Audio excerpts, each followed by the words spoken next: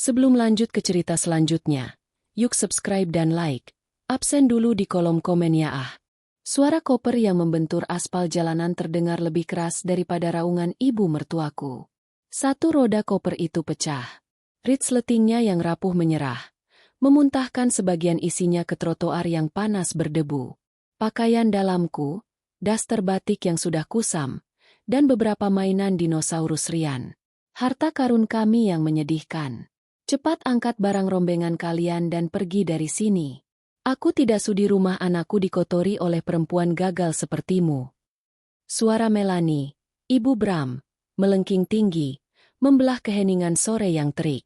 Beberapa tetangga di seberang jalan mulai pura-pura menyiram tanaman. Telinga mereka jelas tertuju pada drama di depan rumah nomor 12. Aku membeku. Di tanganku, sebuah amplop coklat berisi akta cerai yang baru saja kutandatangani kemarin lusa terasa panas. Seolah ikut membakar sisa-sisa harga diriku. 2 minggu. Baru 14 hari sejak Bram, suamiku, mantan suamiku, menjatuhkan talak itu. Dan hari ini, aku resmi menjadi gelandangan. Ibu, Rian masih di dalam. Tolong biarkan. Tidak ada. Anak itu ikut kamu. Bram sudah punya kehidupan baru. Dia tidak butuh benalu dan beban masa lalu. Melanie mendorong bahuku kuat. Aku terhuyung mundur. Nyaris jatuh menimpa koper yang sudah terburai. Di belakangnya, di ambang pintu yang megah itu, aku bisa melihat Vina, sekretaris Bram, selingkuhannya, dan kini, ku dengar, calon istri barunya. Dia berdiri di sana dengan daster sutra tipis, memegang cangkir teh, bibirnya menyunggingkan senyum kemenangan yang tipis. Dia tidak perlu berkata apa-apa. Matanya sudah mengatakan segalanya. Aku menang. Kamu kalah. Rian, putraku yang baru berusia 6 tahun, berlari keluar dari dalam rumah. Wajahnya pucat ketakutan. Dia tidak menangis, tapi bahunya bergetar. Ibu! Panggilnya lirih. Matanya tertuju pada mainan T-Rex hijaunya yang tergeletak di aspal. Pergi! Bawa anak haram itu. Bentak Melanie. Meski Rian adalah cucu kandungnya. Amarah yang dingin dan tajam tiba-tiba menjalari tulang punggungku, mengalahkan rasa kaget dan hina. Aku menarik Rian ke belakangku, melindunginya dengan tubuhku. Jaga mulut Anda, Bu. Desisku, suaraku serak. Jangan sebut anak saya seperti itu. Melanie tertawa mengejek. Berani kamu melawanku sekarang? Setelah kamu tidak punya apa-apa? Dulu saja kamu diam seperti patung bisu saat Bram membawaku keliling Eropa. Sekarang, saat kamu diusir, baru keluar tandukmu? Terlambat. Nadia, kamu sudah tidak punya tempat di sini. Dia benar. Selama ini aku diam. Aku diam saat Bram mulai pulang malam. Aku diam saat menemukan jejak lipstik yang bukan warnaku di kemejanya. Aku diam saat dia lebih memilih meeting di akhir pekan daripada merayakan ulang tahun Rian. Aku diam, sampai 2 minggu lalu. Flashback itu menghantamku seperti kereta barang. Malam itu, aku tidak sengaja menemukan ponsel kedua Bram yang tergeletak di laci kerjanya saat aku mencari plester untuk Rian.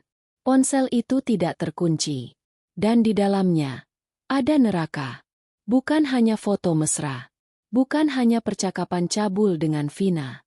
Ada video. Rekaman Vina yang tertawa melengking. Mencoba gaun pengantin. Gaun yang jelas-jelas mahal. Latar tempatnya terlihat seperti butik desainer ternama. Bram merekamnya, dan suaranya terdengar jelas. Kamu cantik sekali, sayang. Jauh lebih cantik dari yang di rumah. Setelah urusanku dengan dia selesai, kita buat pesta termegah. Jantungku berhenti berdetak saat itu. Urusanku dengan dia. Aku adalah urusan. Aku adalah masalah yang harus diselesaikan. Konfrontasi malam itu berlangsung cepat dan brutal. Aku tidak berteriak. Aku hanya meletakkan ponsel itu di meja makan, tepat saat Bram baru saja masuk rumah. Kapan pestanya, Mas? Tanyaku. Suaraku setenang permukaan danau sebelum badai. Bram menatap ponsel itu, lalu menatapku. Tidak ada rasa bersalah di matanya. Hanya kejengkelan. Seolah aku telah mengganggunya. Jadi kamu sudah tahu? Bagus. Mempermudah segalanya, katanya dingin, sambil melonggarkan dasinya. Mas, aku capek. Nadia, aku capek sama kamu. Kamu membosankan. Kamu tidak bisa mengimbangiku lagi. Vina, dia tahu apa yang ku mau. Dan Rian. Dia terdiam sejenak. Rian bisa ikut kamu. Aku akan biayai. Tapi aku dan kamu, kita selesai. Segampang itu. Air mataku akhirnya jatuh. Ya, segampang itu. Dia menatapku lurus-lurus. Mata hitamnya yang dulu selalu menatapku dengan cinta, kini sedingin es. Aku talak kamu, Nadia. Aku talak kamu 3. Dan sekarang, disinilah aku. Diusir dari rumah yang kubangun bersamanya, oleh ibunya. Sementara wanita simpanannya menonton dari teras. Ayo, Bu, kita pergi. Suara Rian menyadarkanku. Tangan mungilnya mulai memunguti mainan dinosaurusnya. Dia tidak mengeluh. Dia hanya mengambil T-Rex dan Brontosaurusnya, lalu mencoba membantuku memasukkan kembali pakaian-pakaian yang berhamburan ke dalam koper. Melihatnya, hatiku yang hancur berkeping-keping seakan ditempa kembali oleh api.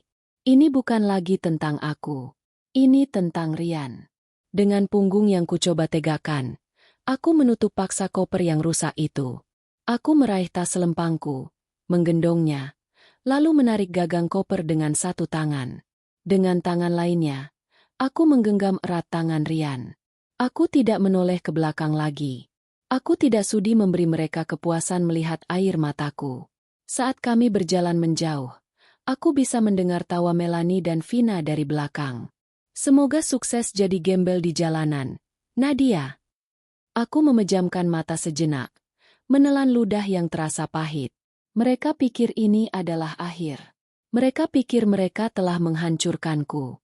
Mereka salah. Ini bukan akhir. Ini baru permulaan.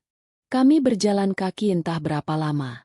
Roda koper yang pecah itu berderit dan menyeret di atas trotoar. Bunyinya seperti rintihan. Rian tidak mengeluh, tapi genggaman tangannya di tanganku semakin erat setiap kali ada motor yang lewat terlalu dekat. Matahari mulai turun, menodai langit Jakarta dengan warna oranye berdebu, dan aku tidak tahu harus kemana. Di dompetku, hanya tersisa 3 lembar uang 100 ribuan dan beberapa lembar uang kecil. Sisa uang belanja bulanan yang Bram berikan, atau lebih tepatnya, yang kucuri-curi simpan. Taksi. Panggilku pada sebuah taksi biru yang melaju pelan. Sopir taksi itu menatap kami. Wanita berwajah kuyu, anak laki-laki yang ketakutan, dan koper yang separuh hancur, dengan tatapan iba bercampur curiga. Kemana, Bu? Aku terdiam. Kemana?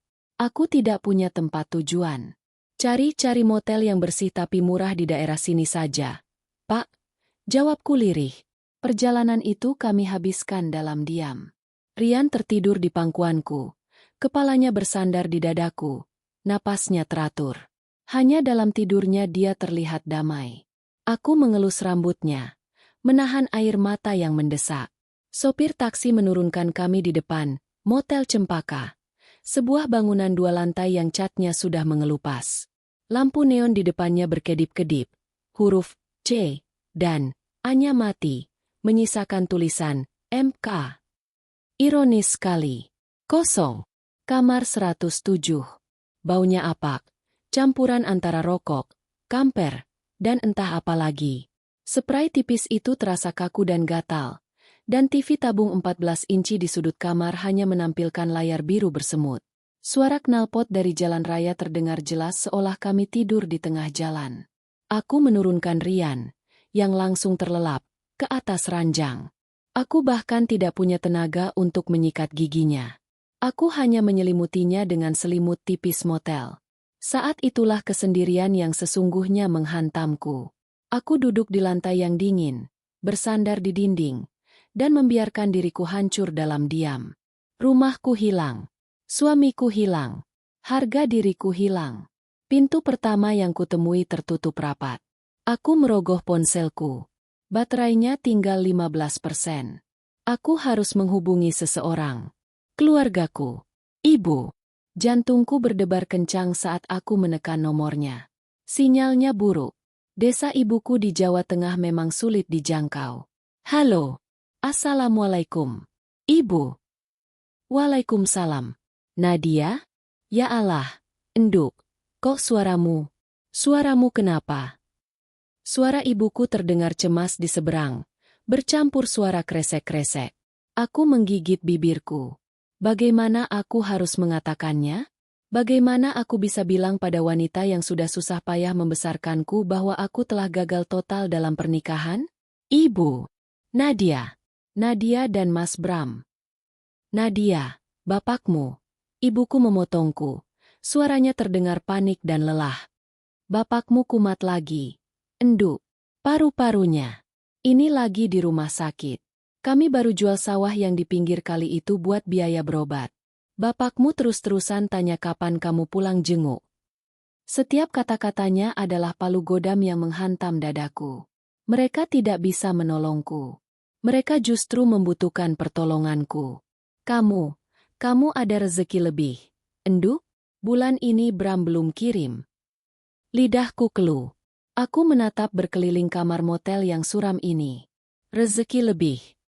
Nanti Nadia usahakan, Bu. Kataku, suaraku nyaris tak terdengar. Nadia lagi ada kerjaan di luar. Salam buat Bapak. Nanti Nadia telepon lagi. Aku menutup telepon sebelum ibuku bisa bertanya lebih banyak. Pintu kedua tertutup. Aku tidak punya keluarga untuk bersandar. Aku sendirian. Tiba-tiba, aku teringat ucapan Bram saat menjatuhkan talak. Rian bisa ikut kamu. Aku akan biayai. Pembiayaan. Tentu saja. Uang. Meski tubuhku gemetar, aku membuka aplikasi mobile banking di ponselku. Aku harus memeriksa rekening tabungan bersama kami. Selama ini Bram yang memegang kendali, tapi aku masih memiliki akses. Ada simpanan di sana, setidaknya cukup untuk beberapa bulan. Uang yang kukumpulkan dari sisa-sisa pekerjaan desain lepas sebelum Bram memintaku berhenti bekerja, untuk fokus pada Rian. Aplikasi terbuka. Saldo tampil. Mataku terpaku pada layar. Saldo tersedia. Rp17.540. Rp17.540. Aku pasti salah lihat. Aku refresh halaman itu. Angkanya tetap sama. Dengan jari-jari yang kaku karena syok, aku membuka menu, mutasi rekening. Dan di sanalah neraka yang sesungguhnya terlihat. 3 hari lalu, transfer antar bank. Ke rekening, Bramantio Wibisono. Jumlah, Rp500 juta. 2 hari lalu, transfer antar bank. Ke rekening, Vina Astari. Jumlah, Rp200 juta. Dia tidak hanya meninggalkanku. Dia telah merampokku. Dia menguras habis tabungan kami, tabungan yang juga berisi keringatku, dan memberikannya pada selingkuhannya. Dia meninggalkanku dengan Rp17.000. Ponsel itu terlepas dari genggamanku, jatuh ke lantai dengan suara pelan. Aku tidak bisa bernapas. Udara di kamar ini terasa habis. Ini bukan hanya perceraian. Ini adalah pemusnahan yang terencana. Dia ingin aku mati. Dia ingin aku dan Rian menderita di jalanan. Rasa hancur itu begitu pekat, begitu gelap, hingga aku merasa tenggelam.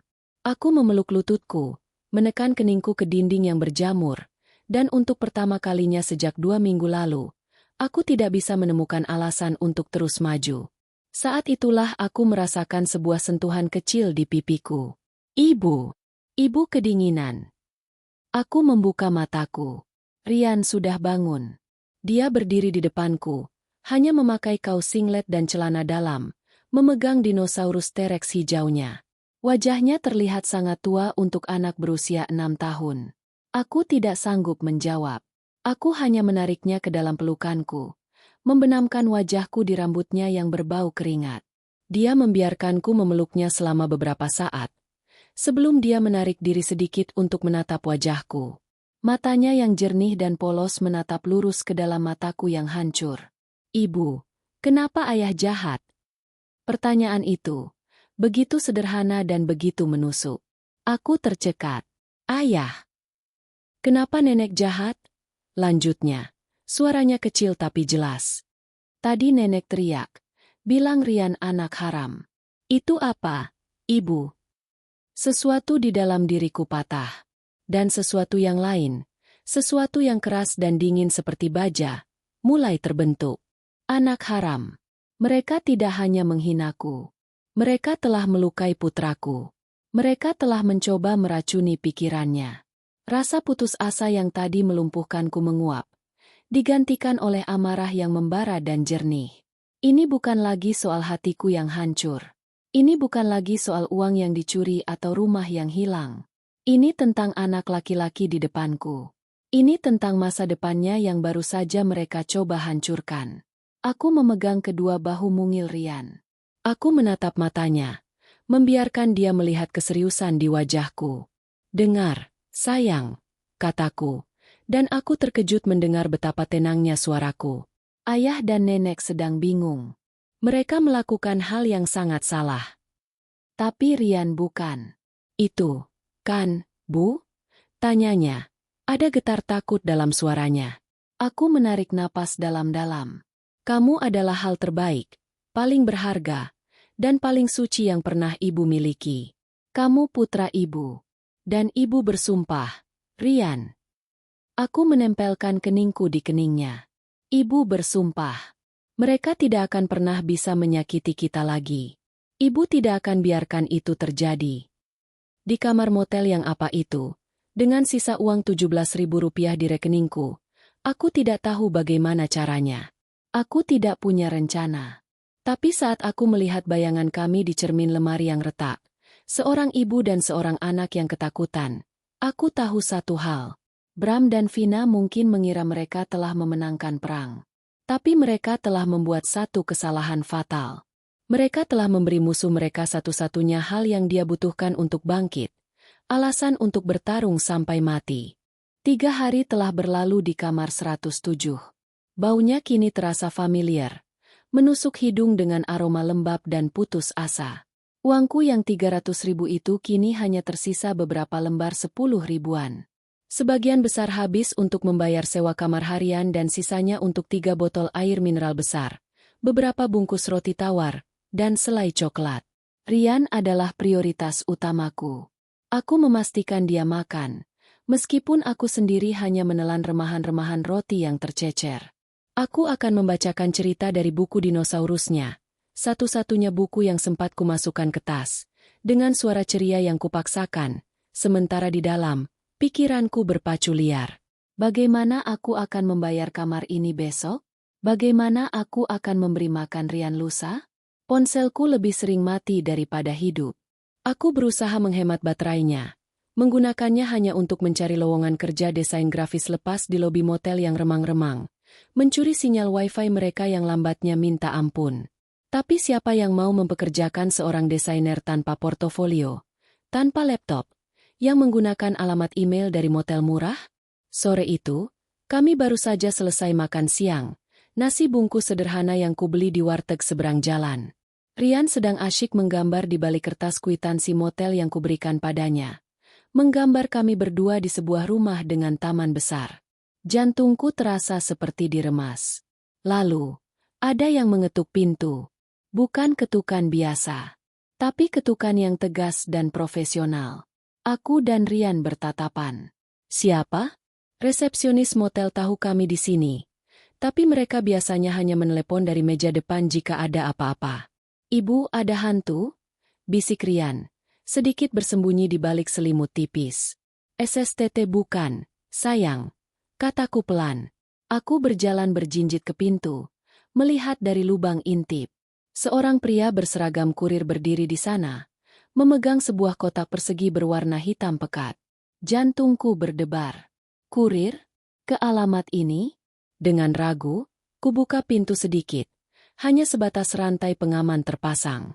Dengan Ibu Nadia? Tanyanya sopan. Tidak terpengaruh oleh penampilan motel yang kumuh atau penampilanku yang acak-acakan. Ya, saya sendiri. Jawabku. Ada paket untuk Ibu. Mohon tanda tangan di sini. Aku sama sekali tidak mengharapkan paket. Tanganku gemetar saat aku menandatangani tablet elektroniknya. Dia menyerahkan kotak hitam itu, yang terasa cukup berat, lalu berbalik pergi tanpa kata. Aku menutup pintu, menguncinya, dan menatap kotak di tanganku. Kotak itu mahal, bertekstur seperti kulit, dengan pita satin perak terikat rapi di atasnya. Ini bukan paket biasa. Ini adalah sebuah anomali di kamar 107. Apa itu, Bu? Hadiah, ya. Rian sudah melompat dari tempat tidur. Rasa takutnya tergantikan oleh rasa penasaran. Ibu tidak tahu, sayang. Dengan hati-hati, aku meletakkannya di atas meja kecil yang reot di sudut kamar. Aku membuka pita peraknya. Aku mengangkat tutupnya. Di dalamnya, di atas lapisan kain beludru hitam, tergeletak sebuah undangan. Bukan, ini bukan sekadar undangan. Ini adalah sebuah pernyataan. Kertasnya tebal, berwarna ivory gading, dengan huruf-huruf timbul berlapis emas murni. Ada foto prewedding besar tercetak di baliknya. Bram, tampak gagah dengan setelan custom made, sedang memeluk Vina dari belakang. Vina, tertawa penuh kemenangan ke arah kamera, mengenakan gaun merah menyala yang membelah punggungnya. Bramantio Wibisono Vina Astari. Dengan bahagia mengundang Anda untuk merayakan. Perutku mual. Ini adalah provokasi yang paling keji. Vina pasti yang mengirim ini. Tapi bagaimana dia tahu aku ada di motel ini? Apakah Bram menyewa seseorang untuk mengikutiku? Untuk memastikan aku menderita? Lalu mataku tertuju pada tanggalnya.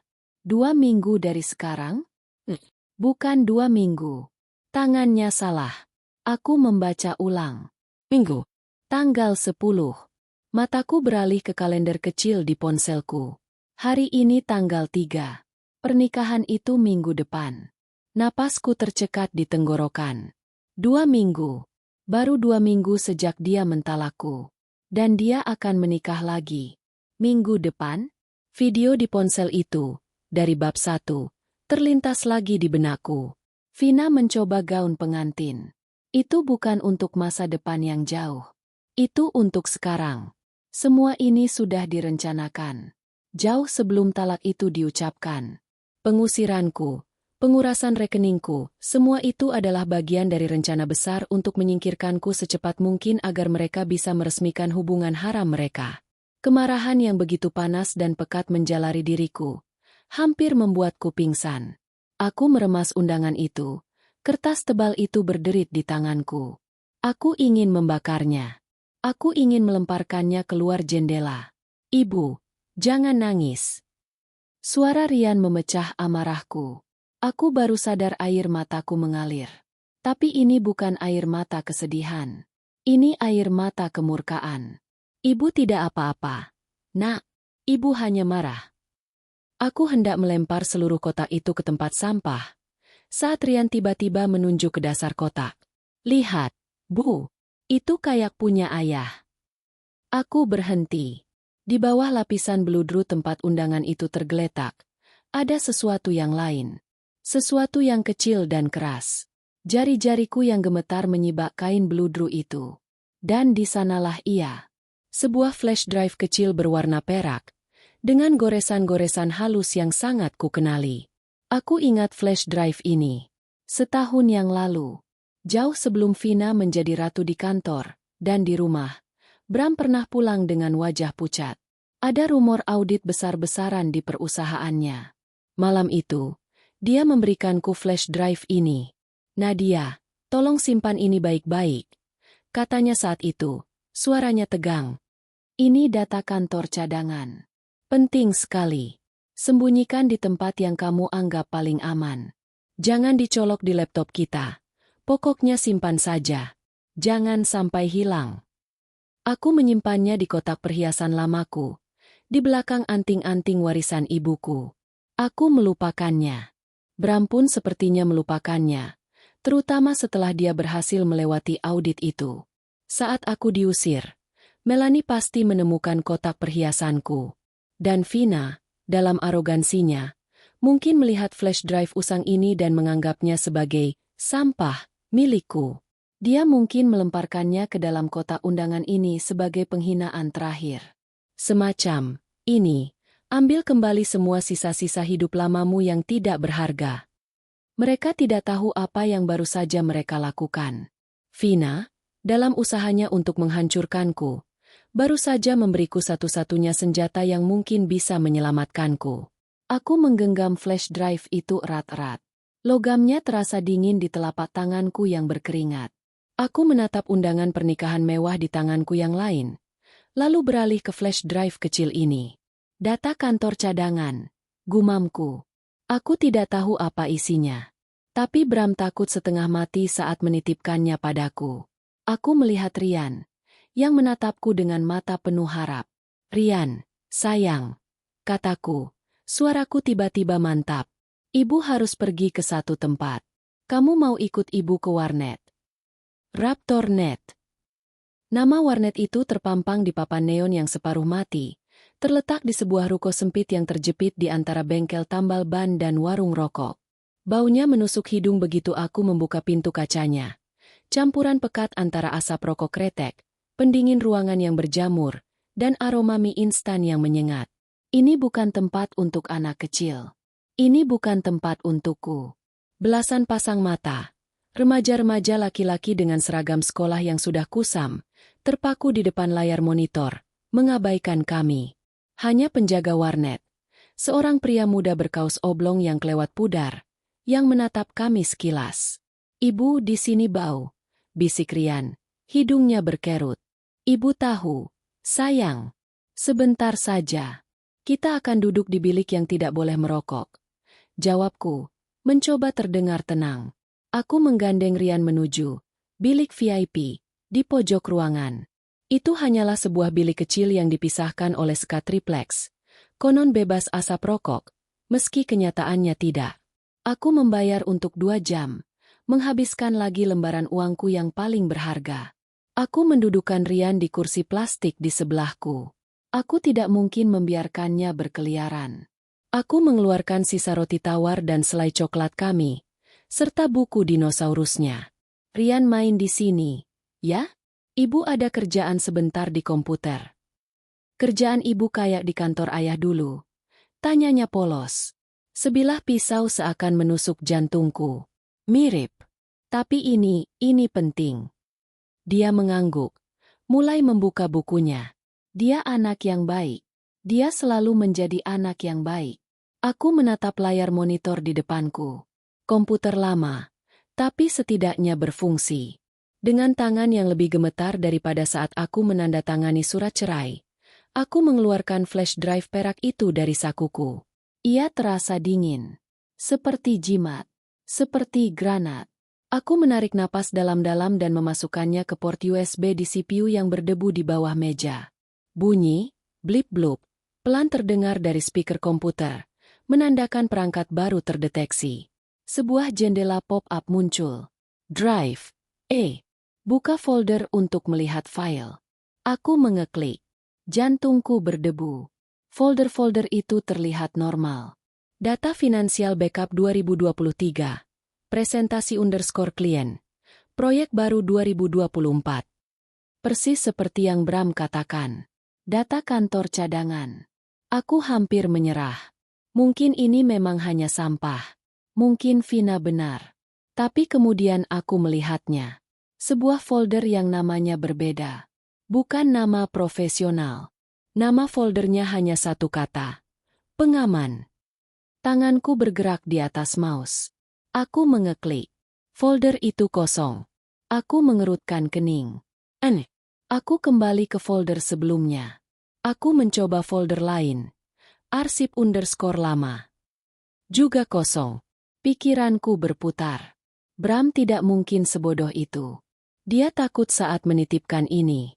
Jangan dicolok di laptop kita, katanya. Kenapa? Aku menatap layar. Ini pasti.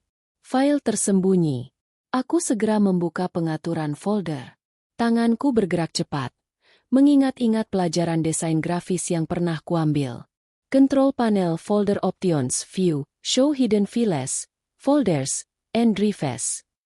Aku mengeklik, apply. Dan di sanalah mereka muncul. Di dalam folder, pengaman. Kini muncul lusinan file dan folder baru yang tadi tidak terlihat. Nama-namanya tembus pandang. Jantungku serasa berhenti berdetak. File pertama yang kubuka adalah sebuah spreadsheet Excel. Judulnya, Alokasi Dana Aman V2. Isinya adalah daftar angka-angka. Aku bukan akuntan, tapi aku tidak bodoh. Di sebelah kiri ada daftar nama-nama proyek perusahaan. Proyek properti di Sentul. Proyek apartemen di Bekasi. Dan di sebelahnya, ada kolom-kolom dengan kode aneh. Ops B, Ops V, Ops M. Di bawah kolom-kolom itu, ada angka-angka bernilai ratusan juta rupiah. Aku menelan ludah. B. Untuk Bram? V. Untuk Vina? M. Untuk Melanie? Lalu aku membuka folder lain. Info_personal_chai_sensta. Di dalamnya ada puluhan file PDF. Semua adalah tagihan dari sebuah perusahaan bernama PT Cahaya Semesta Abadi. Aku pernah membantu Bram merapikan dokumennya. Aku tidak pernah mendengar nama perusahaan ini. Aku membuka salah satu filenya. Sebuah tagihan untuk jasa konsultasi desain lanskap senilai 800 juta rupiah. Logo perusahaannya terlihat buram. Sebagai desainer, aku tahu tanda-tanda logo yang dibuat asal-asalan. Ini palsu. Alamatnya pun sepertinya fiktif. Mereka menciptakan perusahaan pemasok fiktif. Mereka menagih perusahaan Bram. Dan Bram, sebagai direktur, menyetujui pembayaran itu. Pembayaran ke kantong mereka sendiri. Ini bukan perselingkuhan. Ini penggelapan dana. Ini pencucian uang. Aku terengah. Udara di bilik ini terasa semakin tipis. Aku terus menggali. Semakin dalam aku menggali, semakin busuk baunya. Ada rekaman panggilan conference call yang disimpan sebagai file MP3. Aku mencolokkan headphone warnet yang lengket dan bau itu ke telingaku.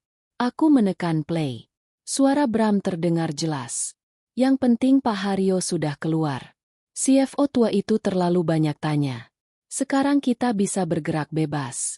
Vina, pastikan PT Cahaya Semesta kirim tagihan rutin setiap tanggal 25. Ibu juga sudah terima, kan? Pakai untuk belanja. Bu, jangan disimpan semua di bank. Suara kedua adalah tawa Melanie, ibu mertuaku. Beres. Bram, kamu memang anak pintar. Vina juga pintar. Bisa menyingkirkan si Nadia yang loyo itu. Sekarang, semua hasil jerih payah anakku bisa dinikmati oleh keluarga yang sesungguhnya. Dan suara ketiga, suara Vina. Tentu, Mas. Semuanya aman. Nadia tidak akan pernah tahu. Dia terlalu bodoh untuk mengerti bisnis. Sekarang, kita fokus saja ke pernikahan kita. Aku merobek headphone itu dari telingaku. Aku berlari ke toilet warnet yang pesing dan kotor. Dan aku muntah di wastafel. Semua. Selama ini. Mereka bertiga. Bukan hanya Vina. Ibu mertuaku terlibat. Mereka bersekongkol merampok perusahaan. Dan merampok hidupku. Pak Haryo. CFO yang dulu baik padaku. Yang tiba-tiba di PHK karena restrukturisasi. Mereka menjebaknya. Aku kembali ke bilik dengan lutut gemetar. Rian menatapku cemas. Ibu sakit? Tidak, sayang. Aku mengelus pipinya. Ibu baru saja menemukan obat. Amarah telah mendinginkan rasa takutku. Aku tahu apa yang harus kulakukan. Dengan sisa uangku, aku membeli satu flash drive baru yang paling murah di meja kasir warnet. Aku kembali ke bilikku. 1 jam berikutnya kuhabiskan untuk menyalin. Aku membuat 2 salinan dari seluruh isi flash drive terkutuk itu. Aku juga membuat akun email anonim baru dan mulai mengunggah file-file terpenting, rekaman suara dan spreadsheet, alokasi_dana_aman, ke penyimpanan cloud. Uploadnya lambat sekali. Tapi aku menunggu. Aku menatap undangan pernikahan di tasku. Resepsi mewah. Semua kolega bisnis. Semua dewan direksi. Semua investor. Mereka tidak hanya memberiku penghinaan. Mereka telah memberiku panggung. Saat aku keluar dari warnet itu, menggandeng tangan Rian, aku bukan lagi Nadia yang terbuang. Aku adalah seorang wanita dengan misi. Flash drive perak asli milik Bram kumasukkan kembali ke sakuku. Salinan pertama kusembunyikan di dalam kaos kaki Rian. Salinan kedua kupegang erat di tanganku. Rian, kataku, saat kami berdiri di trotoar yang ramai. Ya, Bu. Ibu perlu menelepon satu orang. Seseorang yang dulu sangat baik sama kita. Namanya Pak Haryo. Jalanan di luar warnet terasa bising dan asing. Padahal ini adalah kota tempatku menghabiskan 10 tahun terakhir hidupku. Aku menggenggam tangan Rian erat-erat. Satu flash drive salinan terasa aman di dalam kaos kakinya. Satu lagi di genggamanku. Dan yang asli, milik Bram, kusembunyikan di saku celana terdalam. Ibu, kita mau kemana lagi? Tanya Rian. Suaranya lelah. Kita cari tempat untuk telepon sebentar. Sayang, ibu janji, ini yang terakhir. Aku melihat seberang jalan. Ada sebuah kedai kopi kecil, bukan waralaba besar, tapi tempat lokal yang tampak tenang. Sisa uangku tidak akan cukup untuk kopi. Tapi mungkin cukup untuk sebotol air mineral dan izin untuk duduk sebentar. Aku menggunakan sisa-sisa baterai ponselku yang berharga. Aku tidak perlu mencari nomor Pak Haryo di internet. Aku masih memilikinya. Tersimpan di arsip email lamaku. Dari saat aku membantu mengoordinasi acara family gathering perusahaan 3 tahun lalu. Pak Haryo, sebagai CFO, adalah penanggung jawab anggarannya. Dia sangat teliti. Tapi baik hati. Dia bahkan membawakan Rian, yang saat itu masih balita, sebuah mobil-mobilan. Aku menemukan nomornya. Aku menarik napas dalam-dalam, lalu melangkah keluar dari kedai kopi sebentar, membiarkan Rian duduk di dalam jangkauan pandanganku, sedang meminum air mineral. Telepon berdering 3 kali. Aku hampir putus asa. Halo. Suara di seberang terdengar berat dan jauh lebih tua dari yang kuingat. Pak Haryo? Assalamualaikum, Pak. Suaraku bergetar. Ada jeda sejenak. Waalaikumsalam. Maaf, ini siapa, ya? Saya Nadia, Pak. Istrinya maksud saya. Mantan istrinya Mas Bramantio. Keheningan di seberang telepon terasa menusuk. Aku bisa mendengarnya bernapas. Nadia, katanya akhirnya, suaranya datar. Saya sudah tidak ada urusan lagi dengan perusahaan Bramantio. Saya yakin kamu salah sambung. Dia hampir menutup telepon. Tunggu, Pak. Seruku panik. Jangan ditutup. Ini bukan soal perusahaan.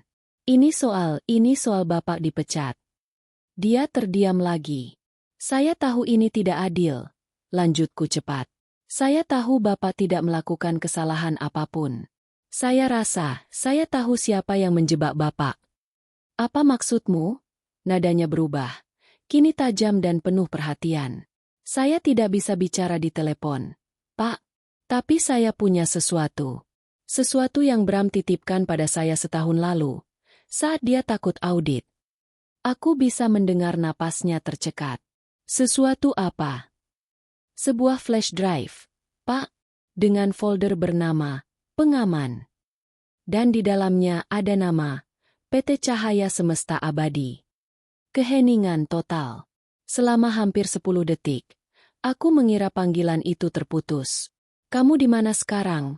Tanyanya. Suaranya tiba-tiba mendesak dan penuh energi. Aku memberitahunya nama kedai kopi itu. Jangan kemana-mana. Jangan bicara dengan siapapun. Saya akan sampai di sana dalam 15 menit. Aku kembali ke dalam. Jantungku berdebar begitu kencang hingga terasa sakit.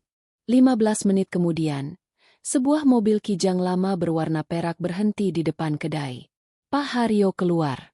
Dia tampak jauh lebih kurus dan rambutnya lebih banyak beruban dibanding terakhir kali aku melihatnya. Tapi matanya masih setajam elang. Dia menghampiri mejaku, menatap Rian sekilas dengan sorot mata yang melembut, lalu beralih padaku. Nadia, katanya singkat, sebagai sapaan. Pak Haryo, terima kasih sudah datang. Dia tidak basa-basi. Tunjukkan padaku. Aku ragu sejenak. Tapi melihat sorot mata pria ini, aku tahu aku bisa mempercayainya. Dia adalah korban seperti aku. Aku tidak mengeluarkan flash drive-nya. Di warnet tadi, aku cukup pintar untuk mengambil beberapa foto layar dari spreadsheet utama dan struktur folder dengan ponselku. Aku menunjukkan padanya foto-foto itu. Tangannya yang memegang ponselku mulai bergetar. Wajahnya memerah karena amarah yang tertahan. Saya tahu, desisnya. Saya tahu. Saya sudah mencium bau busuk dari PT Cahaya Semesta itu. Invoice mereka selalu datang di akhir bulan. Selalu untuk jasa konsultasi yang tidak jelas. Waktu saya coba audit, Bram bilang itu vendor khusus di bawah pengawasan dia langsung. Waktu saya paksa, seminggu kemudian saya dipanggil HRD. Restrukturisasi, katanya. Bajingan. Dia mengembalikan ponselku. Matanya menatap lurus ke mataku. Dia tidak hanya mencuri dari perusahaan. Nadia. Dia mencuri masa depanku. Saya harus menjual rumah saya untuk menutupi biaya hidup setelah dipecat di usia 58 tahun. Dia juga mencuri dari saya, Pak. Kataku pelan. Tapi suaraku dingin. Aku menceritakan semuanya dalam 5 menit. Talak. Pengusiran. Rekening ban yang dikuras. Undangan pernikahan. Wajah Pak Haryo berubah dari marah menjadi ngeri. Lalu menjadi sesuatu yang lain. Anak dan ibu itu. Melanie. Gumamnya. Selalu serakah. Dan Vina gadis muda itu. Saya tidak menyangka dia otaknya. Mereka bertiga. Pak. Rekaman suara itu membuktikannya. Jadi. Katanya setelah hening sejenak. Apa rencanamu? Kamu bisa membawa ini ke polisi sekarang. Ini cukup untuk menjebloskan mereka ke penjara. Aku menggelengkan kepala. Kalau saya lapor sekarang, mereka akan ditangkap diam-diam. Dengan uang curian mereka akan menyewa pengacara terbaik. Ibu dan Vina mungkin akan lepas. Kasus ini akan ditutup-tutupi sebagai masalah internal perusahaan. Aku menatap mata Pak Haryo. Saya tidak mau mereka ditangkap diam-diam. Saya mau mereka hancur di depan semua orang yang mereka puja. Di depan para kolega, investor, dan teman-teman sosialita mereka. Aku mengeluarkan undangan pernikahan berwarna ivory itu dari tasku dan menggesernya ke atas meja. Pak Haryo melihatnya. Dia membaca tanggal dan tempatnya. Sebuah senyum tipis yang dingin tersungging di bibirnya. Di panggung mereka sendiri, katanya, mengerti. Itu rencananya, tegasku. Tapi saya tidak bisa masuk. Saya butuh bantuan Bapak. Resepsi di ballroom hotel mulia. Gumamnya.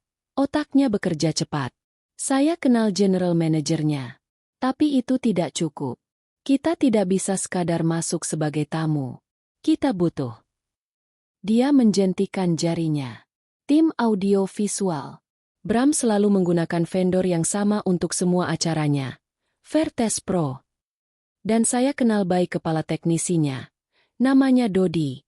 Saya pernah membantunya saat anaknya sakit. Rencana itu mulai terbentuk.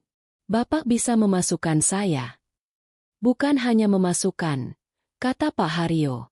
Kita akan mengendalikan pertunjukannya. Saya akan bilang pada Dodi bahwa ada materi presentasi kejutan yang sangat rahasia dari Dewan Direksi, dan saya yang akan menanganinya langsung dari ruang kontrol. Tiba-tiba, dia melihat ke arahku dan Rian. Tatapannya melunak. Tapi kamu tidak bisa seperti ini. Dan kamu tidak bisa tinggal di motel. Dia mengeluarkan dompetnya, mengambil semua uang tunai di dalamnya, beberapa juta rupiah. Pak, saya tidak bisa. Ambil. Potongnya tegas. Anggap ini investasi untuk keadilan kita. Saya tidak punya banyak. Tapi ini cukup. Cari tempat kos harian yang aman untukmu dan Rian. Beli baju baru. Bukan baju mahal. Baju yang membuatmu terlihat seperti profesional. Karyawan vendor AV. Dan yang paling penting, beli ponsel baru dan nomor baru. Hubungi saya hanya dari nomor itu. Air mataku menggenang. Ini adalah kebaikan pertama yang kuterima dalam waktu yang sangat lama. Saya akan kembalikan, Pak, setiap rupiahnya. Kembalikan dengan cara memastikan Bramantio dan komplotannya mendapatkan apa yang pantas mereka dapatkan, katanya. Dia berdiri. Kita punya waktu kurang dari seminggu. Persiapkan dirimu. Kirimkan saya salinan file-file itu ke email baru yang akan saya buat. Kita akan menyusun presentasi yang tidak akan pernah mereka lupakan. Dia mengulurkan tangannya. Aku menjabatnya. Tangan itu kokoh dan mantap. Terima kasih, Pak Haryo. Tidak, katanya. Terima kasih, Nadia. Kamu baru saja memberi saya sesuatu yang saya kira sudah hilang. Harapan untuk balas dendam. 6 hari. Aku tidak pernah tahu betapa singkatnya 6 hari itu sampai aku harus menggunakannya untuk membongkar dan membangun kembali seluruh hidupku. Langkah pertama adalah keluar dari kamar 107. Uang tunai dari Pak Haryo terasa berat di tasku. Sebuah tanggung jawab. Aku tidak mencari kemewahan. Aku mencari keamanan. Aku menemukan sebuah kamar kos harian di paviliun belakang sebuah rumah di area yang tenang. Sebuah kamar sempit dengan kamar mandi dalam yang bersih dan, yang terpenting, pintu yang bisa dikunci dengan gerendel dari dalam. Pemiliknya, seorang ibu parubaya yang ramah, tidak banyak bertanya. Dia hanya tersenyum pada Rian dan memberinya sepotong biskuit. Untuk pertama kalinya dalam 3 minggu, aku bisa bernapas tanpa merasa ada yang mencekikku. Langkah kedua adalah komunikasi. Aku pergi ke mall kecil terdekat. Aku membeli ponsel baru, bukan yang mahal, model lama yang harganya terjangkau, dan kartu SIM prabayar baru. Nomor pertama dan satu-satunya yang kusimpan adalah nomor Pak Haryo. Saya sudah pindah. Pak, saya aman. Itu adalah pesan pertamaku. Balasannya datang beberapa jam kemudian. Bagus. Datang ke alamat ini besok jam 10 pagi. Bawa salinan datanya. Datang sendiri. Naik ojek online. Jangan taksi. Langkah ketiga adalah penampilan. Aku menatap bayanganku di cermin kamar kos yang retak. Wajahku kuyu, mataku bengkak, dan rambutku lepek tak terurus. Ini adalah wajah seorang korban. Aku pergi ke mall lagi. Tapi aku tidak pergi ke butik. Aku pergi ke department store biasa. Dengan sisa uang dari Pak Haryo, aku membeli 1 setel pakaian, celana panjang bahan katun hitam, kemeja putih berlengan panjang yang kaku, dan sepasang sepatu flat hitam tanpa hak. Pakaian yang rapi, profesional, dan anonim. Pakaian yang membuatku tidak terlihat. Ini adalah seragamku. Malam itu, di kamar mandi kos, aku memotong rambutku sendiri. Dengan gunting kertas kecil yang kubeli di toko serba ada, aku memotong rambutku yang panjang terurai, yang dulu sering dipuji Bram, hingga sebahu. Potongannya tidak rata, tapi aku tidak peduli. Rasanya seperti melepaskan beban yang sangat berat. Keesokan paginya, aku menitipkan Rian pada ibu pemilik kos dengan alasan ada wawancara kerja, memberinya bayaran ekstra untuk beberapa jam ke depan. Rumah sewa Pak Haryo kecil, jauh dari rumah mewahnya yang dulu. Mereka mengambil rumahku, tapi mereka tidak bisa mengambil otakku, katanya saat membukakan pintu. Selama 4 hari berikutnya, rumah kecil itu menjadi markas perang kami. Data ini, kata Pak Haryo pada hari pertama. Matanya memerah setelah memeriksa spreadsheet di laptop tuanya. Ini lebih buruk dari yang kukira. Mereka tidak hanya mencuri, Nadia. Mereka sengaja menghancurkan reputasiku. Lihat baris ini. Mereka memalsukan tanda tanganku di sini, mentransfer dana ke PT Cahaya Semesta, setelah aku resmi dipecat. Mereka membuatnya seolah-olah akulah pelakunya. Amarahku yang sudah dingin kini membeku. Mereka akan membayarnya, Pak. Kami bekerja tanpa lelah. Pak Haryo mengajari cara membaca laporan keuangan, menunjukkan aliran dana yang masuk akal dan yang jelas-jelas pencurian. Aku, dengan latar belakang desainku, mengambil alih presentasi. Ini tidak akan menjadi presentasi PowerPoint yang membosankan. Ini akan menjadi sebuah eksekusi. Aku membuat slide-slide yang tajam dan bersih. Slide 1. Foto prewedding Bram dan Vina yang ada di undangan, berdampingan dengan logo perusahaan, PT Cahaya Semesta Abadi, yang palsu. Judulnya, Keluarga yang Sesungguhnya. Slide 2. Spreadsheet, alokasi _dana _aman. Aku menyorot kolom, Ops B, Ops V, dan Ops M, dengan warna merah darah. Slide 3. Foto Melanie di Paris, diambil dari akun Instagram lamanya, disandingkan dengan bukti transfer ratusan juta dari Bram dengan keterangan, uang belanja. Slide 4. Puncak dari segalanya. Aku mengambil file rekaman suara MP3 itu. Aku mengubahnya menjadi video. Layarnya hitam, hanya ada visualizer gelombang suara. Di bawahnya, aku mengetik transkrip kata-kata Melanie dan Vina. Menyingkirkan si Nadia yang loyo itu. Nadia terlalu bodoh untuk mengerti bisnis. Setiap kali aku mengetik kata-kata itu, jariku terasa kaku, tapi hatiku semakin kuat. Pak Haryo, kataku pada hari keempat. Bapak yakin Dodi dari Vertes Pro bisa dipercaya? Pak Haryo mengangguk. Dodi berutang nyawa anak semata wayangnya padaku.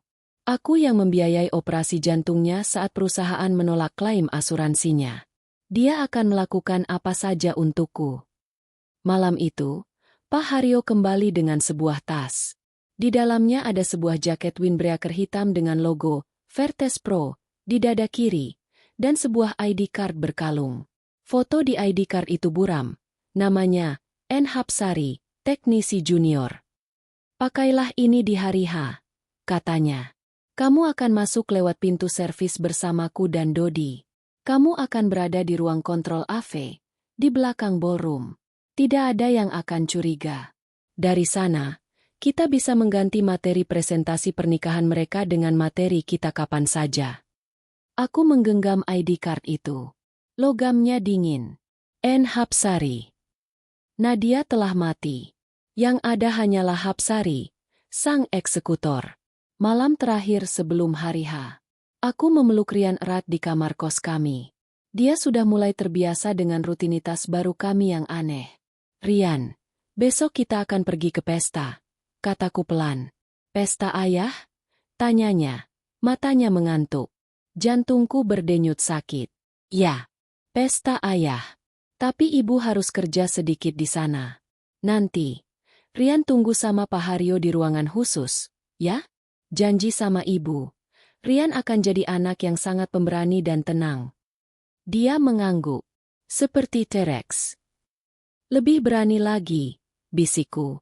Seperti ibu. Minggu pagi. Hari pernikahan. Aku mematut diriku di cermin. Kemeja putih, celana hitam, sepatu flat. Di luarnya, jaket Vertes Pro. Rambutku kuikat ekor kuda sederhana. Wajahku bersih tanpa riasan. Mataku tenang. Tidak ada lagi air mata. Tidak ada lagi ketakutan. Yang menatap balik dari cermin itu bukanlah Nadia, istri yang terbuang. Itu adalah seorang ibu yang akan mengambil kembali masa depan putranya. Aku menggandeng tangan Rian, keluar dari kamar kos, dan melangkah menuju mobil kijang Pak Haryo yang sudah menunggu. Hotel mulia. Bahkan dari pintu masuk servis di belakang, kemewahan itu terasa menyesakan. Udaranya berbau bunga lili dan lobby cleaner yang mahal. Sangat kontras dengan bau apa kamar kos kami. Tetap tenang. Tetap di belakangku, kata Pak Haryo. Suaranya pelan dan mantap. Aku mengangguk. Jaket Vertes Proku terasa kaku di bahuku. Tanganku menggenggam tangan Rian erat-erat. Seorang pria gempal yang tampak cemas. Dodi, sang kepala teknisi, sudah menunggu kami di dekat area bongkar muat. Pak Haryo, sapanya gugup. Matanya melirik ke arahku dan Rian. Dodi, ini Hapsari, teknisi junior yang saya ceritakan. Dan ini putranya. Dia akan menunggu di ruang istirahat kru. Jelas Pak Haryo. Nadanya datar seolah ini adalah hal paling normal di dunia. Dodi mengangguk cepat. Baik, Pak. Mari. Ballroom sudah penuh. Pengantin akan segera masuk. Dia memimpin kami melalui labirin koridor sempit berbau masakan, lalu menaiki tangga besi yang tersembunyi. Jantungku berdebar kencang di setiap langkah. Kami akhirnya tiba di sebuah pintu baja berat. Dodi membukanya, dan kami masuk ke dalam ruang kontrol audio-visual. Ruangan itu gelap, diterangi hanya oleh belasan layar monitor kecil dan panel kontrol yang berkelip-kelip. Di satu sisi, sebuah jendela kaca besar yang tebal menghadap langsung ke Grand Ballroom, dan pemandangan di baliknya membuatku sesaat lupa bernapas. Itu adalah lautan kemewahan yang vulgar. Ribuan mawar putih dan babyias bereat dirangkai di setiap pilar. Lampu-lampu kristal raksasa menggantung dari langit-langit, membiaskan cahaya keemasan ke ratusan tamu yang berpakaian glamor. Musik orkestra mini mengalun lembut. Di tengah ruangan, sebuah kue pengantin setinggi manusia berdiri angkuh. Dan di depan, panggung pelaminan yang megah, didominasi oleh inisial BV yang terbuat dari berlian imitasi. Pesta ini mungkin menelan biaya miliaran rupiah. Uang curian. Uang yang seharusnya menjadi warisan Rian. Bu! Rian menarik-narik jaketku. Dia terpesona sekaligus takut oleh pemandangan itu. Tidak apa-apa, sayang. Pak Haryo menepuk bahu Dodi. Dodi, kamu tangani audio dari sini. Hapsari dan saya akan mengurus file presentasi di booth sebelah. Tapi, Pak, materi dari WO. Sudah saya urus. Ini materi rahasia dari Dewan Direksi. Ingat? Potong Pak Haryo tegas. Dodi mengangguk patuh. Pak Haryo membawaku dan Rian ke booth yang lebih kecil dan privat di sebelah ruang kontrol utama. Di sana hanya ada satu laptop yang terhubung ke proyektor utama, dan sebuah kursi. Ini tempatmu, kata Pak Haryo. Dia menatap Rian. Dan Rian, jagoan ayah jagoan bapak. Pak Haryo meralat dirinya dengan cepat. Tunggu di sini sama bapak, ya? Di kursi ini. Kamu bisa lihat pestanya dari sini, seperti nonton film. Rian menatapku. Aku berjongkok di depannya, memegang kedua bahunya. Seperti yang kita latih.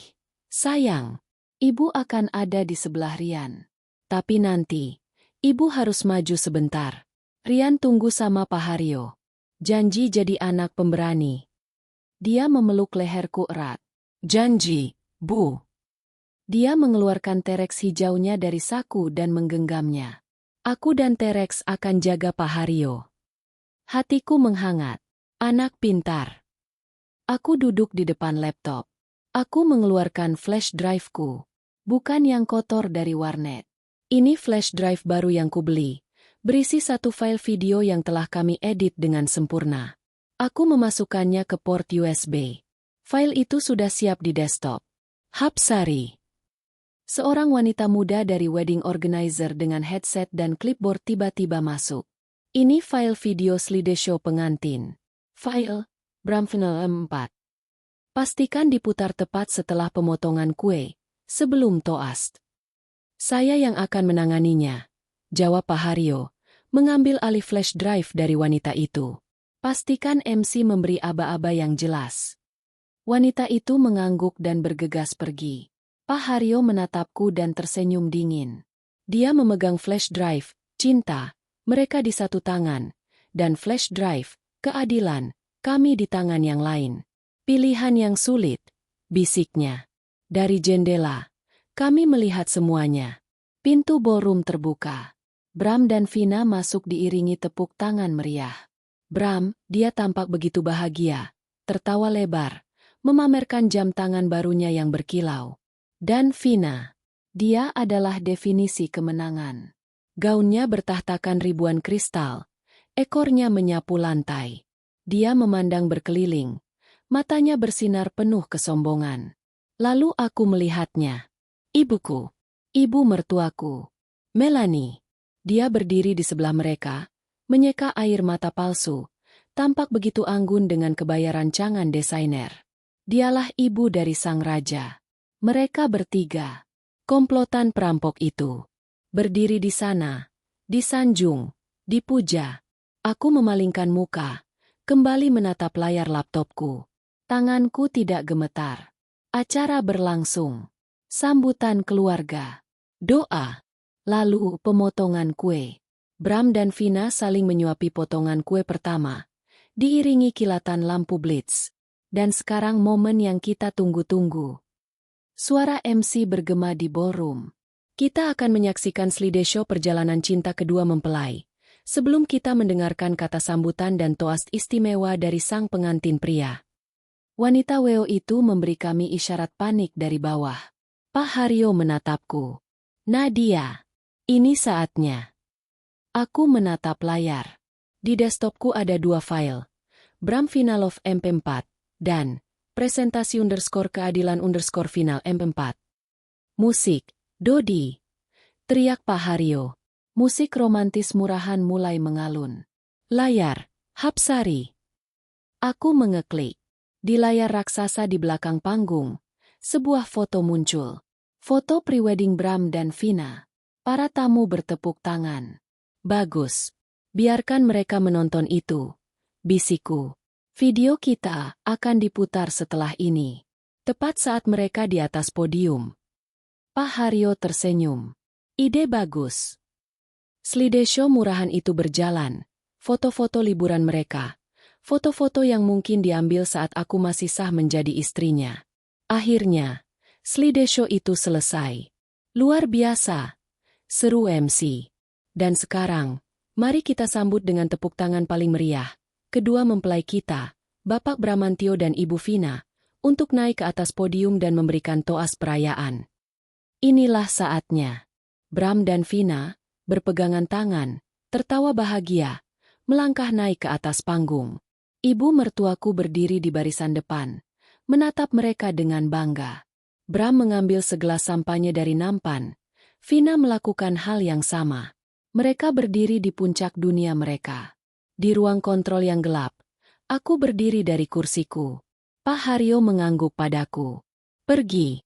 Sekarang giliranmu. Aku melepas jaket Vertes Proku, menyisakan kemeja putih bersih dan celana hitam. Aku merapikan rambutku. Rian, tunggu di sini sebentar. Ibu harus kerja. Bisikku. Aku membuka pintu ruang kontrol, melangkah keluar ke koridor di belakang panggung, dan berjalan dengan mantap menuju satu-satunya pintu yang menuju ke podium. Di atas panggung, di bawah cahaya ribuan kristal, Bramantio Wibisono mengangkat gelas sampanyenya.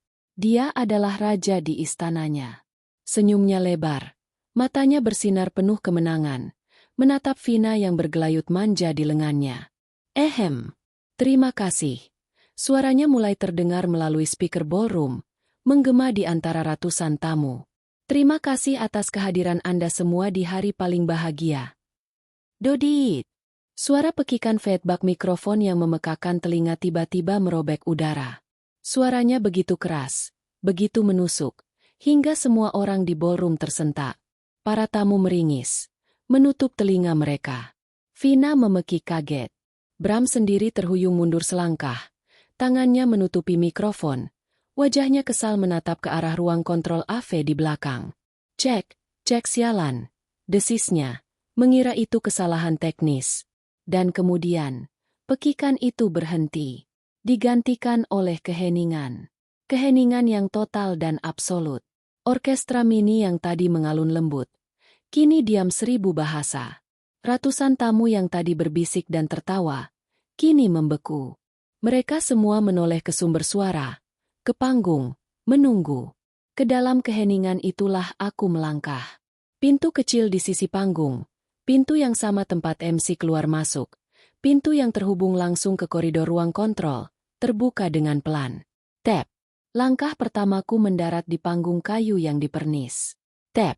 Langkah keduaku. Sepatu flat hitamku tidak mengeluarkan banyak suara, tapi di dalam ballroom yang sunyi senyap itu, setiap langkah terdengar seperti dentuman palu hakim. Aku berjalan keluar dari bayang-bayang, masuk ke dalam sorotan lampu. Aku bisa merasakan ratusan pasang mata menoleh padaku. Aku mendengar tarikan napas kolektif. Aku bukan Vina, berbalut gaun kristal seharga ratusan juta.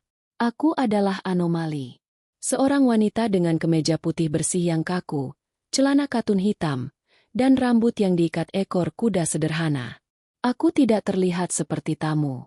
Aku terlihat seperti seseorang yang datang untuk bekerja. Tapi aku berjalan lurus ke tengah panggung. Waktu seakan melambat. Aku melihat semuanya dengan kejernihan yang menyakitkan.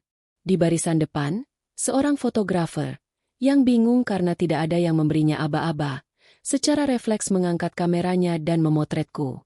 Lampu blitznya meledak, menyilaukan mataku sejenak. Lalu, aku melihat mereka. Vina yang pertama kali bereaksi.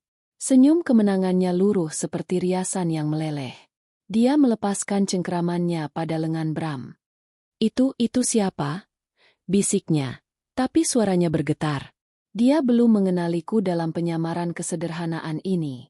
Ibu mertuaku, Melanie, yang duduk di meja VVIP tepat di depan panggung, menyipitkan matanya. Wajahnya yang bangga berkerut dalam kebingungan, lalu berubah menjadi kemarahan murni saat dia sadar. "Nadia?" desisnya, cukup keras untuk didengar meja di sekitarnya.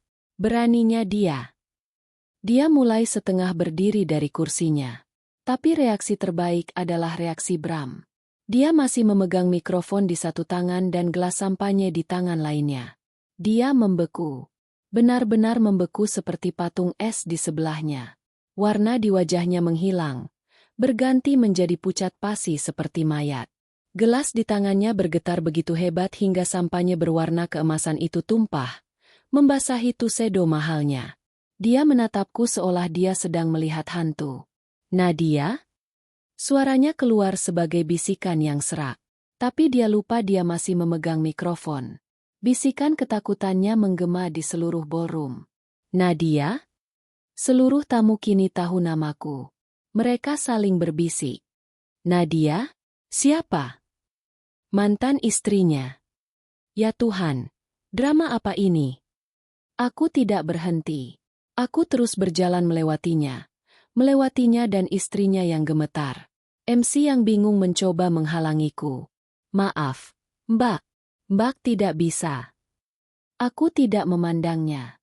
Aku hanya berjalan melewatinya seolah dia tidak ada. Aku berjalan lurus ke standar mikrofon kedua yang disiapkan untuk Vina. Bram masih menatapku. Matanya liar. "Nadia, apa yang kamu lakukan di sini? Pergi." "Satpam. Satpam." Vina akhirnya menemukan suaranya. Dia berteriak panik, menunjuk-nunjuk ke arahku. "Usir dia." "Siapa yang mengundangnya?" Dua pria berjas hitam besar mulai bergerak dari pintu masuk utama. Tapi mereka ragu-ragu, tidak tahu bagaimana harus menangani situasi di atas panggung. Aku mengabaikan mereka semua.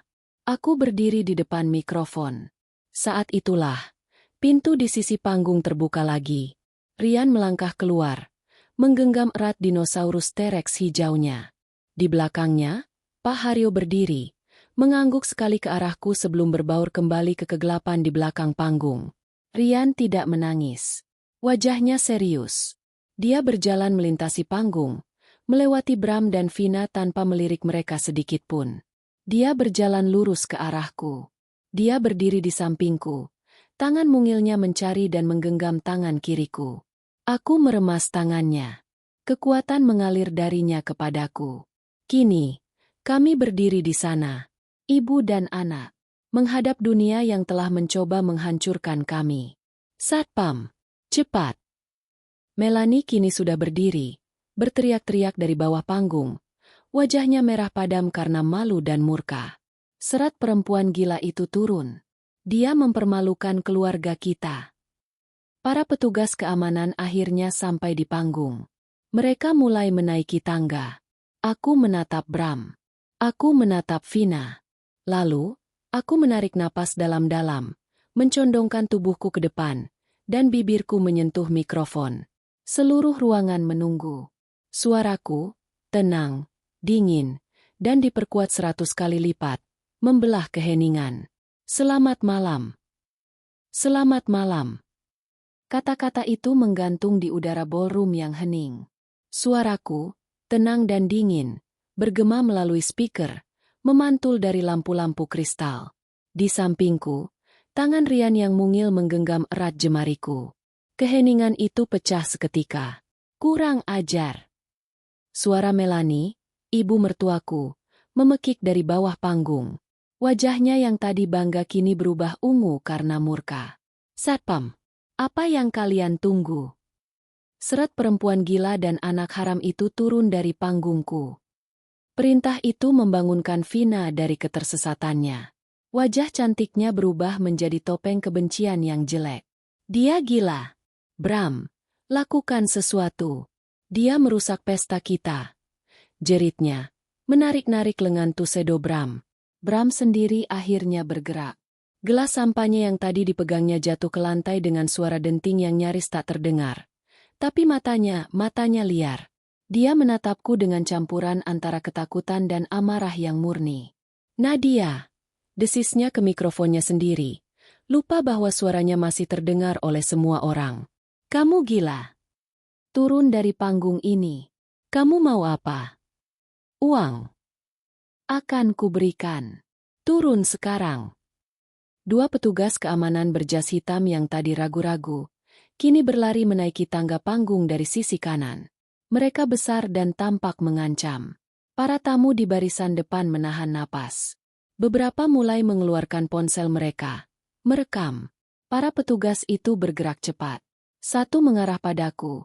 Satu lagi seolah hendak menghalangi Rian. Jangan sentuh anak saya, kataku tajam ke mikrofon, membuat petugas itu ragu sesaat. Tapi petugas yang mengincarku terus maju. Dia sudah mengulurkan tangannya untuk meraih lenganku. Berhenti. Sebuah suara yang berbeda, suara pria yang penuh wibawa dan amarah, tiba-tiba meledak dari seluruh speaker di ballroom. Suaranya begitu keras, begitu menggelegar, hingga semua orang, termasuk para petugas keamanan, membeku di tempat. Itu suara Pak Haryo. Dia berbicara dari ruang kontrol. Saya harap, lanjut suara itu, pihak keamanan Hotel Mulia tidak sedang berusaha melakukan kekerasan fisik terhadap tamu VVIP saya. General Manager, apakah Anda di sana? Saya harap Anda bisa mengendalikan anak buah Anda, atau seluruh dewan direksi perusahaan Wibisono akan mendengar bagaimana Anda memperlakukan tamu undangan pribadi saya. Haryo Adinata. Nama itu. Nama CFO yang dipecat secara tidak hormat. Aku melihat ke kerumunan. Banyak wajah-wajah tua di meja VVIP, para investor dan anggota dewan direksi, yang langsung menegakkan punggung mereka. Mereka mengenal nama itu. General Manager Hotel, yang berdiri di dekat pintu masuk, wajahnya langsung pucat pasi. Dia memberi isyarat panik kepada petugas keamanan di atas panggung. Mundur! Mundur! Perintahnya tanpa suara. Kedua petugas itu, bingung dan takut, perlahan-lahan menurunkan tangan mereka dan mundur beberapa langkah. Aku mendapatkan panggungku kembali. Aku menarik napas. Aku tidak melihat ke arah Bram atau Vina. Aku menatap lurus ke ratusan tamu yang kini menatapku dengan penuh tanda tanya. Terima kasih atas perhatiannya, kataku. Suaraku kembali tenang. Maaf sudah mengganggu pesta yang indah ini. Saya tidak akan lama. Aku berbalik sedikit, menghadap langsung ke pasangan pengantin yang gemetar itu. Selamat atas pernikahan kalian, Bram, Vina. Aku membiarkan kata-kata itu menggantung. Kalian terlihat sangat-sangat bahagia. Aku tersenyum tipis. Berdiri di atas panggung yang kalian curi ini. Nadia. Geram Bram. Maju selangkah. Diam, kataku, bukan berteriak, tapi dengan nada perintah yang dingin. Dan dia, secara mengejutkan, berhenti. Ibunda mempelai pria, lanjutku, melirik Melanie yang kini dia membatu di bawah. Tadi berteriak menyuruh satpam mengusir, wanita gila, ini. Mungkin beliau benar. Aku memang gila. Gila karena percaya pada pernikahan selama 10 tahun. Gila karena berpikir bahwa kesetiaan dan membesarkan seorang anak itu ada harganya. Aku menatap Bram. Aku gila karena butuh waktu 2 minggu setelah ditalak dan diusir dari rumahku sendiri untuk sadar. Aku tidak dihancurkan. Aku tidak diusir. Aku dilepaskan. Aku meremas tangan Rian. Aku dan putraku, Rian. Aku menunjuk Rian, yang berdiri tegak seperti prajurit kecil, menggenggam tereksnya erat. Kami datang ke atas podium ini. Wajah Bram dan Vina tegang. Mereka mungkin mengira aku akan memohon, meminta uang, meminta untuk kembali. Kami datang bukan untuk menghentikan pesta kalian. Ekspresi mereka berubah menjadi bingung, bahkan sedikit lega. Aku mencondongkan tubuh lebih dekat ke mikrofon. Seluruh ballroom hening, menantikan akhir kalimatku. Aku datang untuk berkata. Aku menatap lurus ke mata Vina yang ketakutan, lalu beralih ke mata Bram yang pucat. Bahwa pesta kalian yang sebenarnya baru saja akan dimulai. Keheningan itu kini terasa berat, penuh dengan firasat buruk. Pesta apa? Bisik Vina, bibirnya gemetar. Pesta pertanggungjawaban. Jawabku, suaraku bergema. Pesta di mana kalian harus menjelaskan kemana perginya ratusan miliar uang perusahaan. Pesta di mana kalian harus menjelaskan pada Dewan Direksi tentang info palsu. Pesta di mana kalian harus menjelaskan pada polisi tentang pencucian uang. Bohong. Bram akhirnya meledak. Dia gila. Jangan dengarkan dia. Dia pembohong. Dia mulai melangkah untuk merebut mikrofon dariku. Tapi dia terlambat. Aku mengabaikannya. Aku berbalik, membelakangi dia, membelakangi ratusan tamu. Aku kini menghadap layar proyektor raksasa di belakang panggung, yang sejak tadi hanya menampilkan logo BV yang norak. Aku mengangkat tangan kiriku, menunjuk ke layar itu. Karena di pesta yang sesungguhnya, kita butuh presentasi. Aku menekan tombol kecil di sakuku. Sebuah remote nirkabel yang diberikan Pak Haryo. Pak Haryo, kataku ke mikrofon, sebagai aba-aba terakhir. Sekarang. Di belakangku, aku mendengar Bram berteriak saat dia berlari ke arahku. Tapi semua mata tidak lagi tertuju padaku. Semua mata tertuju pada layar. Layar itu berubah menjadi hitam. Lalu, sebuah gambar muncul. Foto prewedding Bram dan Vina yang indah berdampingan dengan logo Buram, PT Cahaya Semesta Abadi. Di bawahnya, satu kalimat muncul dalam huruf merah darah. Keluarga yang sesungguhnya, atau komplotan yang SSUNGGGuhnya. Di ruang kontrol, aku tahu Pak Haryo menekan tombol, enter. Di belakangku, Bram berteriak, tidak, matikan itu. Sialan kau, Nadia. Dia berlari ke arahku, tangannya terulur, siap mendorongku dari panggung. Tapi dia terlambat. Layar raksasa di belakang kami, yang tadi menampilkan logo murahan, BV, kini berubah. Slide pertama yang kudesain muncul, persis seperti yang direncanakan. Foto prewedding mereka yang mesra, bersanding dengan logo Buram, PT Cahaya Semesta Abadi. Dan judul besar berwarna merah darah.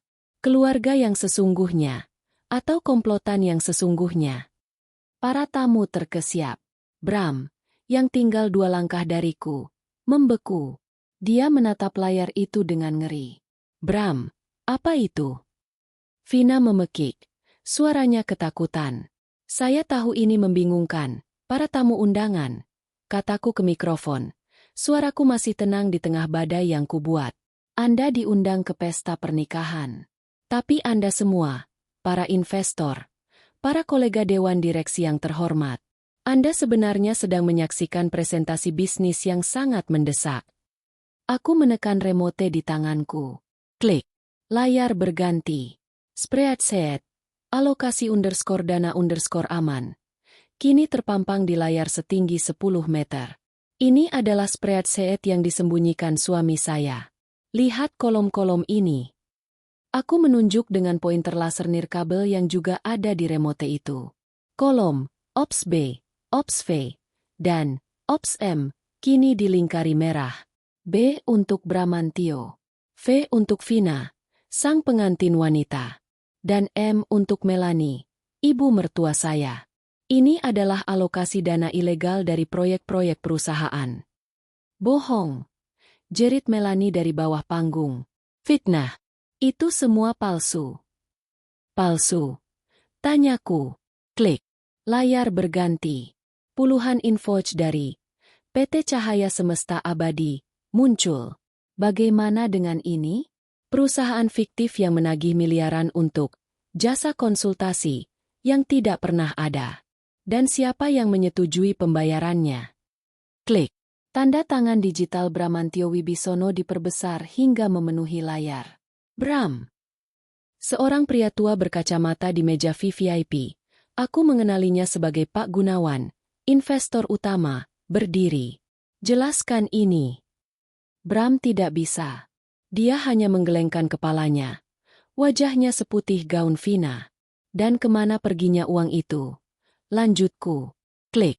Diagram alir yang jelas. Perusahaan Wibisono, PT Cahaya Semesta. Rekening pribadi Vina Astari dan Melani Wibisono. Itu bohong. Itu rekayasa foto. Vina akhirnya menjerit. Menunjuk-nunjuk ke layar. Aku tidak tahu apa-apa. Bram, Mas bilang pada mereka. Tapi aku belum selesai. Anda tidak perlu percaya pada saya, kataku kepada para tamu. Dan Anda tidak perlu percaya pada dokumen-dokumen ini. Mari kita dengar pengakuan langsung dari para pelakunya. Aku menekan tombol play. Layar menjadi hitam, hanya menampilkan gelombang suara yang berdenyut. Lalu, suara Bram terdengar, memenuhi ballroom yang hening maut. Yang penting Pak Haryo sudah keluar. CFO tua itu terlalu banyak tanya. Sekarang kita bisa bergerak bebas. Pak Haryo, yang berdiri di kegelapan di belakang panggung, mengangguk padaku. Keadilan untuknya. Lalu, suara Melani. Kamu memang anak pintar. Vina juga pintar. Bisa menyingkirkan si Nadia yang loyo itu. Aku melihat Melani. Tangannya mencengkeram dadanya. Matanya terbelalak ngeri mendengar suaranya sendiri. Dan terakhir, suara Vina. Nadia terlalu bodoh untuk mengerti bisnis. Sekarang, kita fokus saja ke pernikahan kita. Saat itulah kehancuran dimulai. Melani, dengan mata terbelalak, mengeluarkan suara tercekat yang aneh sebelum ambruk ke lantai. Pingsan. Para tamu di sekitarnya menjerit. Vina menjerit. Bukan jeritan marah, tapi jeritan binatang yang putus asa. Matikan. Matikan itu. Itu bukan aku. Itu palsu. Dia berbalik, mencoba lari dari panggung, tetapi ekor gaunnya yang mahal itu tersangkut di dekorasi panggung. Dia tersandung dan jatuh tersungkur di atas panggungnya sendiri. Tangisannya berubah histeris. Dan Bram tidak bergerak. Dia hanya berdiri di sana, di antara aku dan istrinya yang jatuh. Rekaman suaranya sendiri telah mematahkannya. Dia menatapku, bukan lagi dengan amarah, tapi dengan kekosongan yang mutlak. Dia tahu, semuanya sudah berakhir. Kekacauan meledak di ballroom. Para tamu berteriak. Kilatan flash ponsel ada di mana-mana, merekam setiap detik kehancuran mereka. Para investor di meja VVIP berteriak-teriak pada Bram. Pencuri, penipu. Aku berjalan kembali ke mikrofon untuk terakhir kalinya, melewati Bram yang sudah seperti mayat hidup. Pesta kalian. Kataku, suaraku membelah kekacauan. Aku menatap Vina yang menangis di lantai dan Bram yang kosong. Sudah selesai. Aku berbalik ke arah para tamu. Dan pesta pertanggungjawaban mereka. Tepat pada saat itu, sesuai aba-aba dari Pak Haryo, pintu utama Grand Ballroom terbuka lebar. Tapi bukan satpam hotel yang masuk. 2 petugas polisi berseragam, diikuti oleh 4 detektif berompi, masuk dengan langkah tegap. Baru saja dimulai. Bisikku, menyelesaikan kalimatku. Pak Haryo melangkah keluar dari bayang-bayang, menemui para detektif itu. Dia menyerahkan sebuah flash drive, salinan utama yang berisi semua bukti. Semua ada di sana, Pak, kata Pak Haryo. Laporan sudah kami masukkan kemarin. Detektif itu mengangguk. Mereka berjalan lurus ke atas panggung. Kekacauan itu langsung hening, digantikan oleh kengerian. Bapak Bramantio Wibisono dan Ibu Vina Astari, kata detektif utama dengan suara keras. Anda kami minta ikut ke kantor untuk dimintai keterangan terkait dugaan penggelapan dana dan pencucian uang di PT Wibisono Jaya. Vina menjerit saat 2 poluan membantunya berdiri, bukan untuk menolong, tapi untuk memegang lengannya. Jangan sentuh aku. Lepas. Gaunku mahal. Bram. Bram, tolong aku.